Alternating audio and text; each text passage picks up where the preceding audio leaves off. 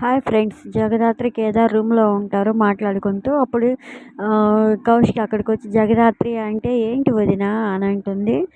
"మీరు ఇంకా ఈ ఇల్లు వదిలి వెళ్ళాల్సిన సమయం వచ్చేసింది జగదాత్రి. మీరు చెప్పిన మాట ప్రకారం సాక్ష్యాలు తీసుకురాలేదు కాబట్టి మీరు వెళ్ళక తప్పదు. కాబట్టి ఇప్పుడే ఈరోజే మీరు ఈ ఇంటిని వదిలి వెళ్ళాల్సి ఉంటుంది" అని కాస్త బాధగానే చెప్తా ఉంటుంది. ఇంక వాళ్ళు కూడా ఇంక తప్పదన్నట్టు బట్టలు సర్దుకొని ఇంక వస్తూ ఉంటారు. అందరూ చూస్తూ ఉంటారు. ఇంకా కేదార్ సుధాకర్ దగ్గరికి వెళ్ళి, "నేను మీ ఆస్తి కోసమో, మీ అంతస్తు కోసమో ఈ ఇంటికి రాలేదు నాన్న.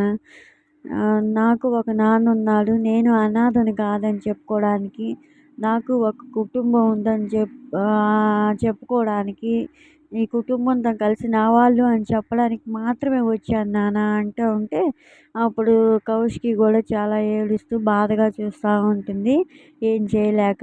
అలాగే జగదాత్రి కూడా అలాగే ఏడుస్తూ ఉంటుంది. ఈ వైజయంతి, యువరాజు మాత్రం గర్వంగా చూస్తూ ఉంటారు, కోపంతో గర్వంగా. ఇంకా ఇంకా నా జీవితానికి ఇన్ని రోజులు మీతో ఈ ఇంట్లో గడిపిన క్షణాలు చాలు నాన్న, ఇది చాలు నా జీవితానికి అంటూ సుధాకర్ని హగ్ చేసుకుంటాడు. అప్పుడు సుధాకర్ కూడా కళ్ళనీళ్ళు పెట్టుకొని ఏడుస్తూ ఉంటాడు. ఇంకా కౌశికి, ఇంకా కేదారు, జగదాత్రి ఇద్దరు బయటకు వెళ్తూ ఉంటారు. వెళ్ళిపోతుంటే అప్పుడు యువరాజు మాత్రం నిషికతోటి, ఇంకా కౌశికి అక్క తలుచుకున్నా, మా నాన్న తలుచుకున్నా, ఇంకా వాళ్ళ ఇంటికి రాలేరు నిషిక అని చెప్తుంటాడు.